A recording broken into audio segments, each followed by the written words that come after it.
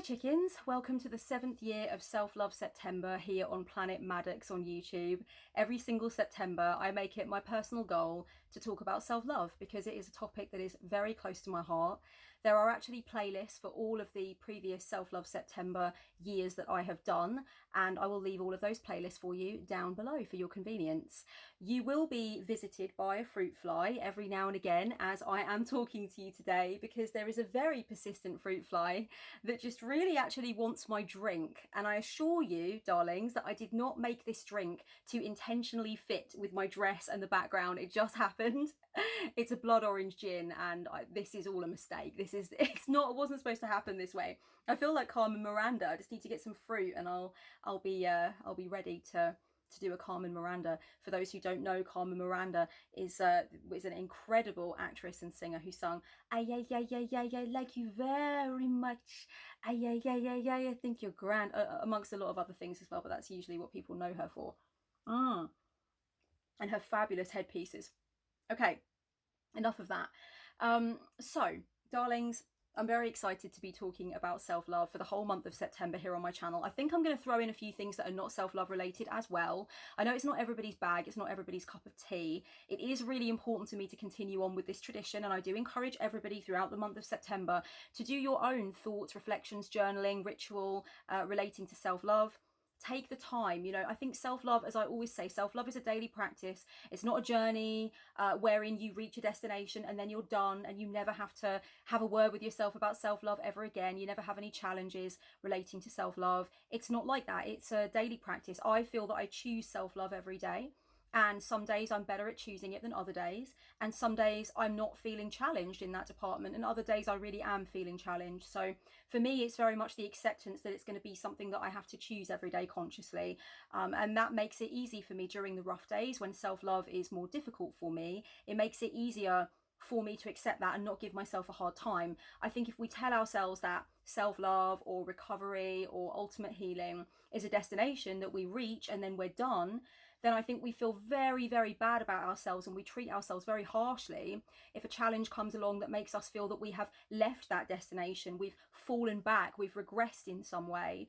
So for me, I don't like to think of it like that. I like to think that every now and again, big self-love challenges are going to come up for me in life, and I'm going to address them as they come along, and I'm going to try and choose self-love in the face of those challenges every day. So that's the way that I like to see it personally. Oh, I chose self-love when I put a slice of lemon in this drink, I'll tell thee. This bloody fruit fly. Bugger off, would you? Christ. This fruit fly wants to be famous. I was feeling very tense about the first video for Self-Love September for the 7th year. I've covered a lot of ground. I've gone through a lot of things in my previous years, and I wanted to make sure that I was coming in fresh this year with new things. But I felt like a little bit stiff this year for some reason talking about this subject. And so I tried to think about a way to ease myself in that would be comfy, casual, where I wouldn't have to do too much pre-planning. I can just flow, Sorry, the fruit fly was distracting me there. Let me try and focus. Okay, so I thought that I would just come in nice and casual with what's been going on with me since this time last year. What has my year of self-love been like? What's it been all about? What have the challenges been?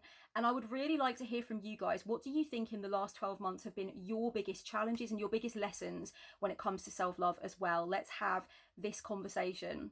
So where do I want to begin? I do have a few notes, of course. I always have notes. It's Virgo season, people. I have a Virgo moon. Virgo moon likes notes.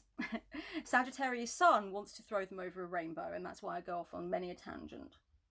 Last year, after September, I descended into a very difficult, very tumultuous time, very turbulent time. And I can only describe the time from sort of like late September, early October, right the way through into late January 2020 as being, really quite tumultuous, quite painful emotionally. And it was connected to a specific relationship in my life. And it was, it was tough. It was very tough. So there were a lot of self-love lessons to learn during that period, a lot of things coming up for me that I was recognizing that I wasn't as strong in self-love wise as I would have liked to have been. And I think it's very easy for somebody like me, who's a self-love advocate online and talks about it a lot and talks about how it saved my life and it elevated my consciousness, etc. It's very easy for someone like me to be very harsh with themselves when challenges like this arise. Challenges related to things like my attachment style, my desire to be approved of, a desire to be loved, a feeling of being addicted to somebody's attention or validation, things like that. I think it would be easy for me to be like, well, you shouldn't be feeling any of these things ever again. You are supposed to be past the finish line with all of this. This kind of thing isn't supposed to come up for you.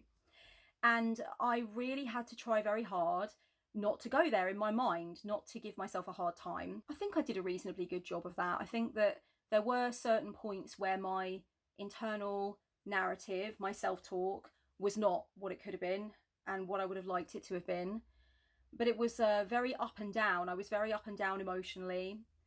I was at the mercy, frankly, of somebody else's choices and actions. And, if you feel that your mood and your life path is very much at the mercy of someone else who is not sure what is going on with them and not sure really what they want, then you will know, if you've ever been in that situation, that kind of roller coaster is extremely confusing. It's confusing hormonally, it's confusing for everybody around you and the relationships they're having with you and how reliable you can sometimes be to them as well. It's very confusing for them knowing how to serve you, how to help you, how to be present for you. And it's hard for you to know how to feel the strength in yourself and find the core within yourself. It is quite scary at times. And my journey had a lot to do with thinking about my boundaries and thinking about what I really want in romantic connections and what I'm prepared to sacrifice or compromise on the altar of a connection with somebody that I can tell has great, profound meaning and is very high impact, and that I feel is somewhat of a constellation, that it was meant to happen and I was meant to go through it. There are decisions that one makes when they feel like they're in that kind of situation that I think are confusing as to whether they are in the realm of compromise, worthy compromise for something important, or are they self-sacrificial? Are they self-harming decisions that you will later come to regret or to realize were really unhealthy for you? I was dealing with uncertainty on a massive scale towards the end of last year, and it's really difficult when the uncertainty comes from somebody else's camp. So you're certain within yourself, you know what you want, you have the vision of what you desire with somebody, but they do not have that, and they feel extremely potently, strongly for you, but they are just really going through so much and having to work through so much that's come up for them, and that they, understandably just can't turn away from anymore and need to confront, right? That is such a weird experience to go through when usually you feel very stable in yourself, very strong in your core, very certain that you are your base, you are your strong foundation, and very happy with that in life. And I would like to get into this in another video, and I might make it into an extra video for Self-Love September, where I talk about my outlook on romantic connection and why I've come to the outlook I've come to. I think it might really be interesting for you guys and could potentially serve you, and I would love to have a conversation with you about what is going on with you guys as well, because it's fascinating, it's really interesting, and I think it's a discussion that's much more out in the open now than it was even just a few years ago. People talking about alternative relationship structures, the way that their outlook on relationships has changed, the relationship one has with oneself. Maybe I'm wrong to say that those kinds of dialogues have come up more, but certainly I think dialogues around non-traditional romantic relationship structures has bloomed, like it's exploded in the last few years. So that's been really interesting for me, because I've been experimenting with non-traditional relationship structures since I was 23. So it's really interesting for me at the age of 35 to see these discussions being had much more broadly, and the poly groups that I'm in on Facebook like ballooning, and that's been really interesting. Anyway, so basically I thought a lot about how I usually consider my relationship with myself to be the primary relationship in my life, and how that got thrown completely off track. And I felt this constant angst in relation to what somebody else was going to do that was going to affect me. And, it was very touch and go. And, I started thinking to myself in the aftermath of that, how much do I ever want to be in that situation again where my well-being, my sense of calm, my inner ocean and how peaceful and still it is dependent entirely on the erratic decisions and thoughts of somebody who is evidently in some kind of a psycho-spiritual tailspin. You know, do I ever want to allow that to happen again? How much could I control it at the time? How much of it was hormonal and biochemical and from very deep wounds, maybe not. I was having these dialogues with myself as I sort of moved into late January, and the relationship ultimately, you know, changed completely and we moved apart from each other. And it was really an interesting journey for me in terms of self-love. That's the self-love work that I'm all about. That's having those come to Jesus moments. You know, just really, it's funny that I said come to Jesus moment. That's a phrase that one of my friends used recently, who's also not a Christian and doesn't have a strong connection with Christ, but he said it and now I'm saying it. Those come to goddess moments, you know, take the elevator down to hell with one L kind of moments. That's really where the self-love work is for me, you know. The having time to read and bubble baths and long walks and workouts and all that shit, that's great for me. That's all part of my self-love journey. But the real shit, you know, where you really break yourself open, that's really valuable. And I have done a lot of that in the last few months. A lot of that. I mean, specifically from that point at the end of Self-Love September through to the end of January. And then I started on this healing process and really questioning things about my boundaries, my relationship structures, what I want, what my attachment style is doing, how it's changed over the course of time, red flags, all of that stuff. And you will have seen some of the, you know, the content that I put out being connected to that. I did a video about red flags. I did a video about the archetype of the overgiver, of the caregiver, and toxic overgiving. And I'll go into that during this video as well. So buckle up because there's a lot more. The timestamp always betrays me on that. You know there's a lot more. When there's a very, very dramatic period in your life and you are a spiritual person, a witchy person, a mystic, even if you are super witchy, super spiritual, and you are very active in that regard, sometimes it can be difficult to remember that you can take your shit to the altar, you can take your shit into sacred space, you can use your magic to help you with healing or to help you with dealing with whatever you've got to deal with. It can actually be difficult to remember that you have that at your disposal. And remembering that in my difficult time was very important. And I'm glad that I remembered that. I think that was a very self-loving thing that I did for myself, was to be like, look, you know, witch through this. Know that you have got the tools, you've got the resources, you've had the experiences before, you can have them again, and you know that there is this endless, boundless nourishment and connection that comes from something beyond the physical, beyond the material, and is not ultimately being controlled by anyone else. It's you have access to it. There's no institution between you and divinity. There's no divide between you and divinity. You are divine and you can be surrounded by the divine. Remembering that and doing what I needed to do to really feel connected to that and conscious of that was important. When you emerge from a very, very close, very high impact relationship with somebody where, you know, it's fair to say that there was quite sort of a few dramatic moments and you've spent a lot of time with them and a lot of hours connecting and talking and whatnot, you know, and the high points as well, you know, all of it, the whole thing, it can be quite difficult to go back to the majesty of spending time in your own company because you have given up quite a lot of the time that you would otherwise have spent in your own company to nurture this relationship and to really connect with this person and to put the time and the effort in. And it's not to say that when I'm not with a romantic partner, I'm not spending any time with friends or family members. Of course I am. I enjoy to spend time with people. But I am a person that is I like solitude. Solitude is important to me. I need to recharge alone. I present as an extrovert, and it doesn't surprise me that I come up as an extrovert on the Myers-Briggs personality, the type indicator. Doesn't surprise me at all. But classically, if we're going to look at the words introvert and extrovert in a Jungian way, I'm actually an introvert in the sense that I recharge alone. My batteries drain from being around others. And it's not to say that it's unpleasant necessarily, but I can feel my energy leaving me. I recharge alone. I don't gain energy from others. I don't gain, you know, that feeling of like zest from others. Again, it's not to say it's an unpleasant experience. I think if you understand about introversion and extroversion, you will get what I mean. I can feel myself plugging into the wall alone when I shut the door and it's just me, you know. So for me, I knew ahead of time that the relationship that I was in was not going to probably end in a way that I wanted. I couldn't have predicted it would end as explosively and sadly as it did do, but I did know that it wasn't going to end on the terms that I desired, and that it was probably going to be a case of me needing to come back to myself and really be strong in myself. So I started to plan some solo activities and go on dates with myself and stuff ahead of time before I actually severed from this person romantically. And I think that really helped me.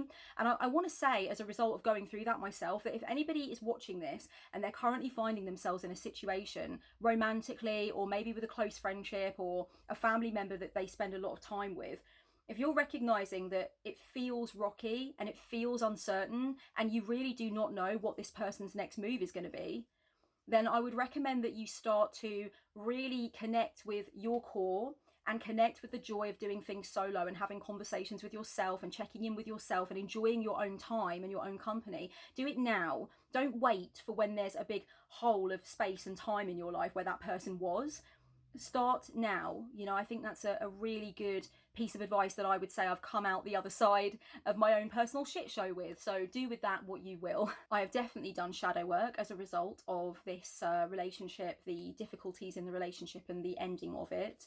And that shadow work is not yet over. And I've got to say that it's been one of the gifts of my life to have the opportunity to do this shadow work in particular, because I didn't really know that all of it was shadow work that I needed to do. And I think sometimes when you find yourself in a very difficult, very aggrieved situation where something painful like this has happened, that can be one of the silver linings, as and when you feel comfortable to be able to see it that way. I know it's not easy to see it that way at first or even all of the time, but as soon as you can start to witness the gratitude that you feel for being given the opportunity to recognize that something was in shadow that you did not think was in shadow, definitely have that gratitude, have that moment of deep recognition of the fact that you're about to process something that you did not realize required processing, and that you will no doubt feel nurtured by at the end and stronger for at the end. So that's something else I would say was a self-loving outlook that I allowed myself to have about the situation. Some things were in shadow that I couldn't have known had it not have been for what I went through in this situation that I'm describing to you guys. I've definitely dealt with some self-love difficulties in the last 12 months in relation to being online. Some misunderstandings that have occurred. I do find it difficult to be misunderstood, especially when I feel I've said something very explicitly and it should be very clear what I think and feel about it. Or sometimes I tell myself it should be very clear how much I understand about something. So when somebody starts schooling me on something that I feel I've made it obvious that I do understand to that depth, that can get to me as well. But it can definitely get to me to be misunderstood, to have people get the wrong impression of something I'm trying to say or whatever. Definitely I have experienced a lot of pushback for some of the videos I've done in the last 12 months, and navigating that, dealing with my energy management around that has definitely been part of the self-love process that's been interesting and necessary. I definitely am not interested in being told what to do with my platform, what I can and cannot say on the platform that I have rightfully built over the years. And so it's been good to also stick up for myself and stand my ground and be firm in what it is that I want to say and the content that I want to make and the messages that I want to put out there.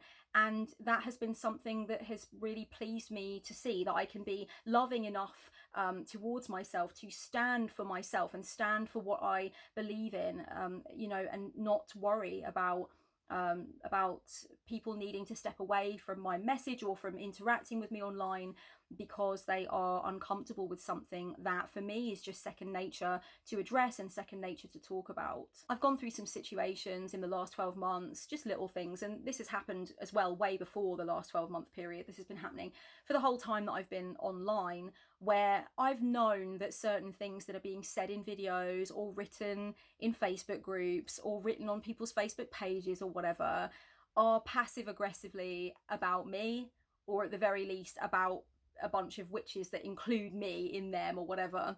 Some things are very, very thinly veiled. It's interesting because I think that if you're in a situation like me where you put yourself out there, and of course people are allowed to have an opinion on what you post or whatever, you can definitely risk overthinking when you come across something that you see is passively aggressively certainly about you and about something that you've posted or something you've said.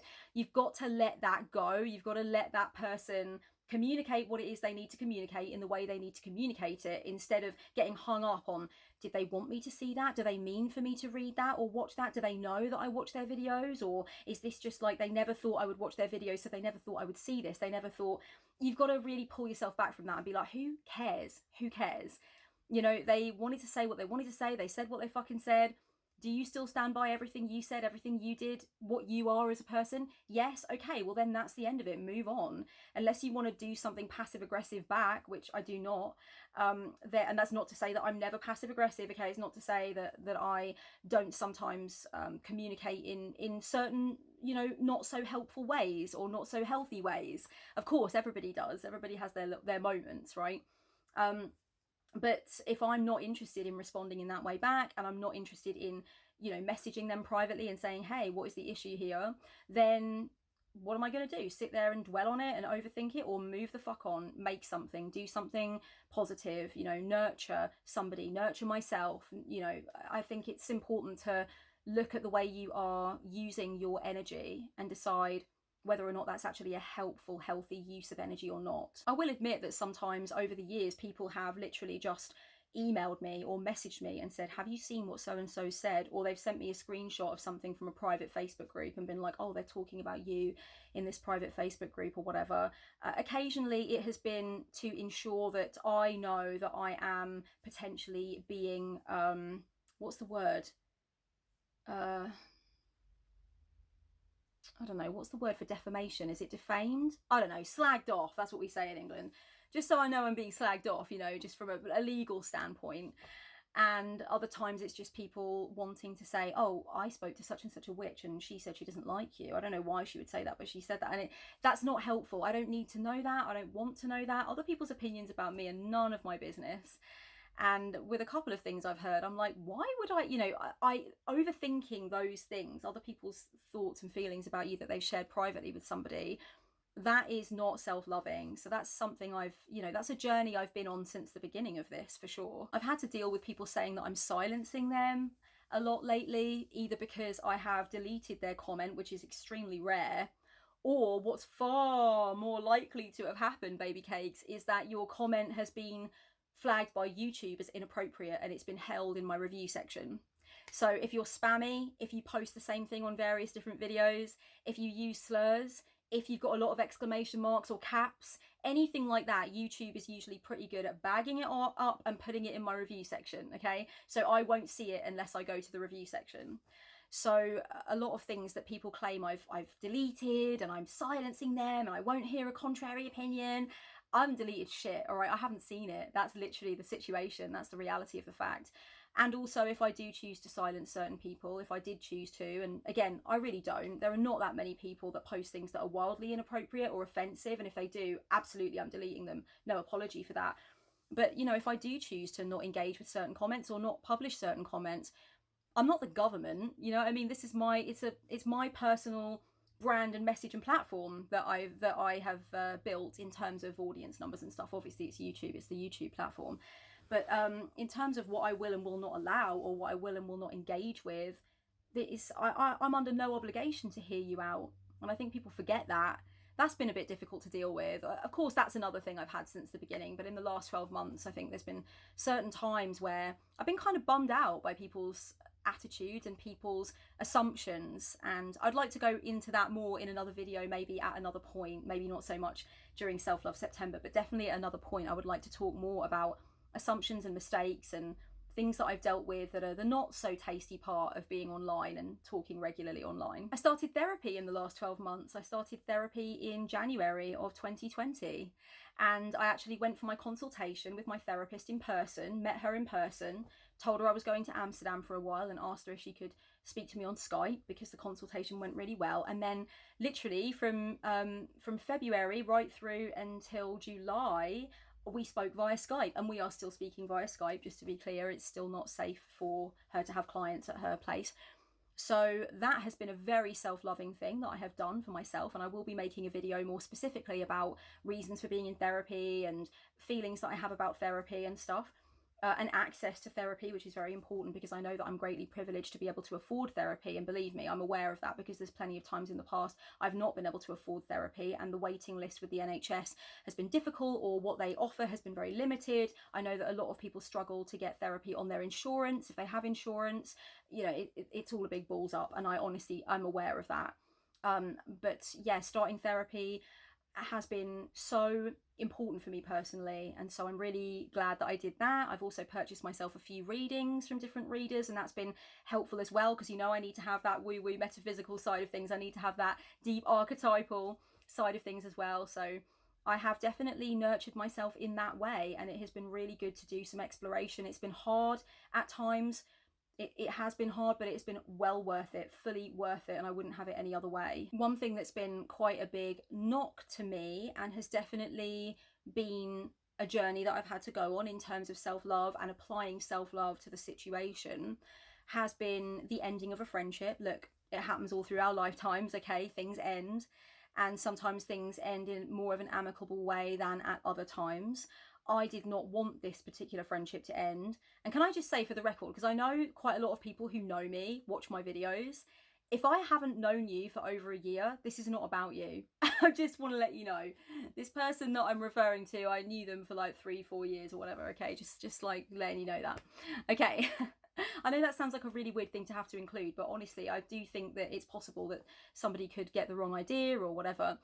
So anyway, that's been difficult. And I was watching a video from Russell Brand, actually. Let me know down below if you've got any strong opinions either way about Russell Brand. I do not agree with him on everything, just to let you know, but I do find some of his opinions on things interesting. And I've followed his journey for quite a long time.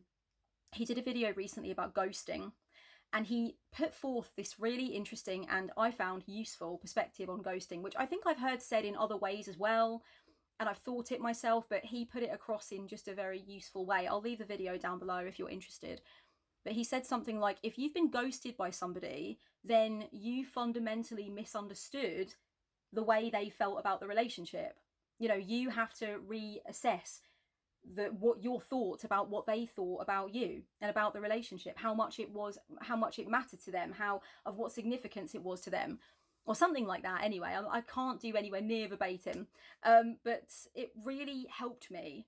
I realized that because it's always difficult. I don't want to go into a big long thing because actually I've got limited time, I've got an appointment, but it's always difficult, I think, when you try to patch things up and you say, look, I'm sorry for my part in things, I don't want to stop speaking, you know, I want to understand more about where you're coming from. I didn't realise that I was upsetting you, or that I'd done something wrong, which was genuinely the situation. I did not realise.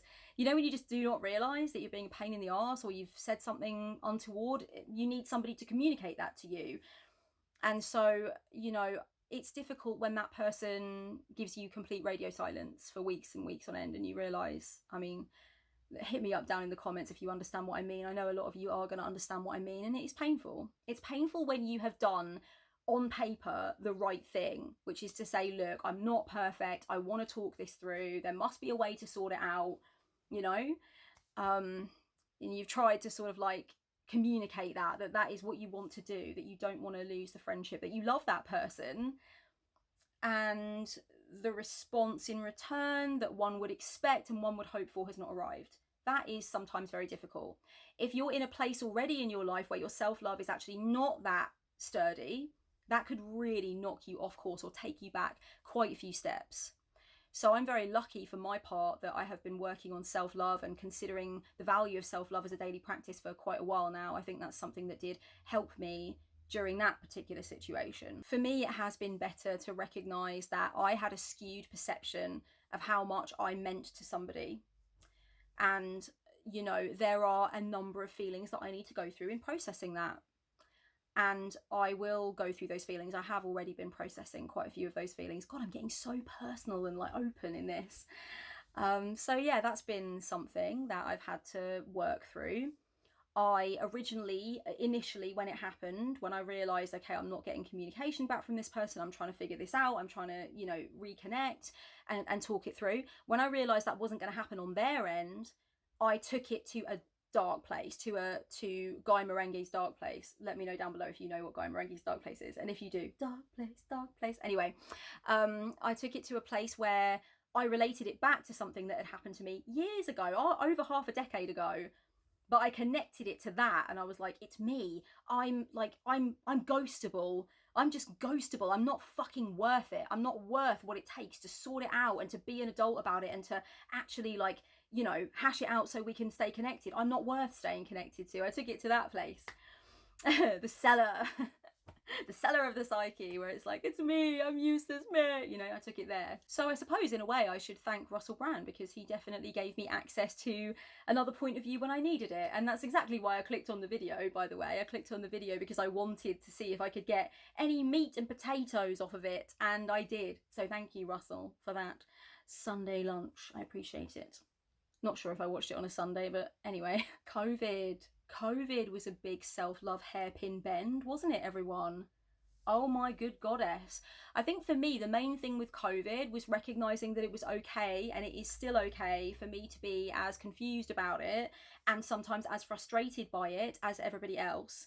I think, again, it comes back to what I do with the internet and you guys and the videos and stuff. I think it's very important that if you feel moved to put videos out into the world and messages out into the world and to work with people and whatnot, you've got to make sure you do not put yourself in a position where you tell yourself, well, I have to be that, you know, guru that lives in the crown and shits pure stardust and knows all the answers.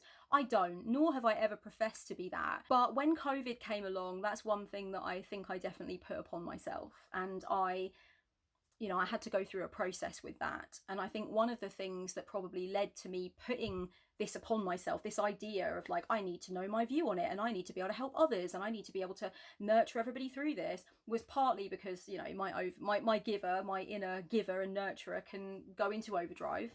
As we know from a video I did a few months ago, which I'll leave down below if you haven't seen it, about the toxic overgiver, giving too much and whatnot.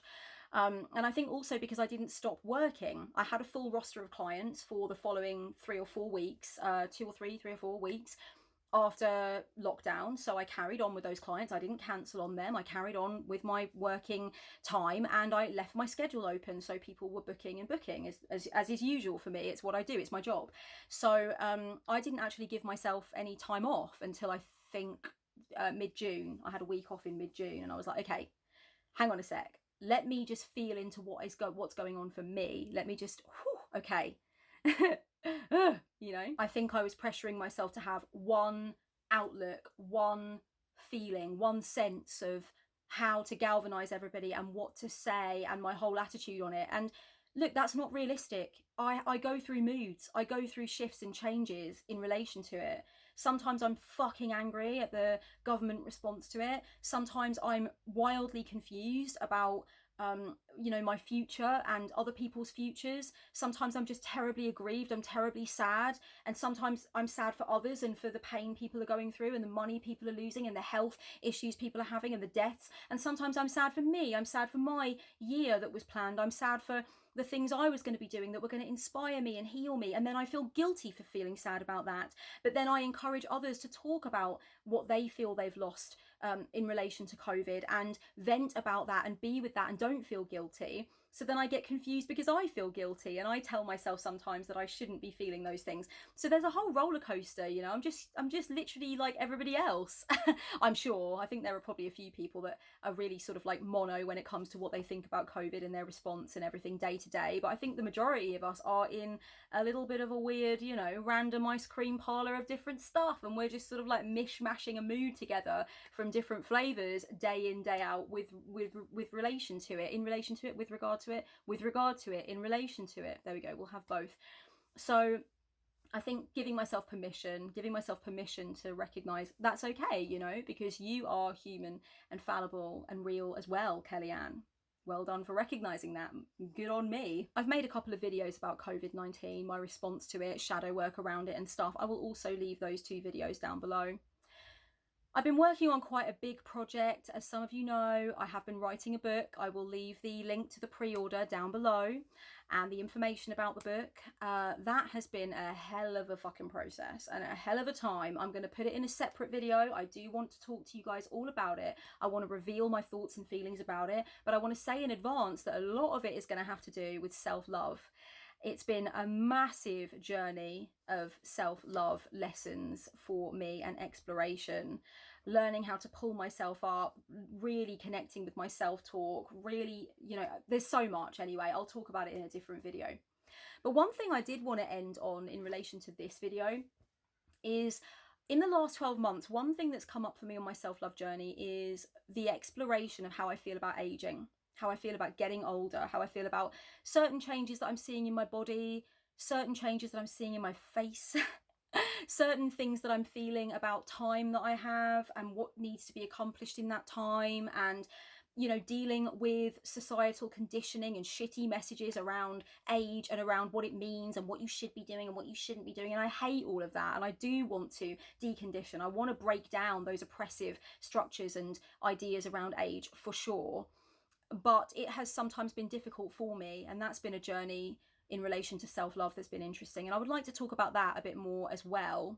I think I have made a video before on the channel about aging during Self-Love September. If I did, I'll link it down below. I know I've definitely done something in one of my Self-Love September extras packages, which I didn't offer an extras package this year because instead I launched my Patreon, and that might be a good way to end things, is to say that if you want more from me this month and every month hereafter, you can join my Patreon. We are having a Self-Love September live call for the Pop-Tarts tier this month. I'm also doing a one-card riff this month. So if you want some tarot guidance, video of tarot guidance with one card of advice and, you know, just really insight and love for you, then you can join the Cupcakes tier.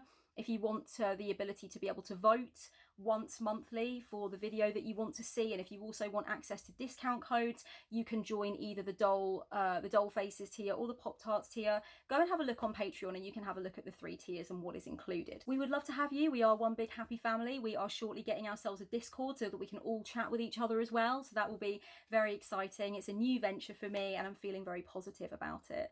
And darlings, please don't forget that during the month of September, I do take bookings for readings and sessions and stuff. I do offer spiritual counselling, readings, business mentoring, card slinging mentoring, that kind of stuff. There are only a few time slots left in September at the time of filming this, but I am taking bookings for October and November as well. And yes, I will, as always, be doing Halloween and Samhain readings for the month of October, and I will launch them around mid-September, so do keep your eyes peeled for that if you want a witchy reading. I know some people want a Samhain reading from me every single year and have had one every single year since I launched them, which I feel very, very blessed for and privileged for. I can't wait to be back on the channel with more Self-Love September content, and please let me know down below what's been going on for you. I'm really I'm intrigued. I want to know what's been happening in your year of self-love since this time last year. Okay, much love and self-love, darlings. Blessed be.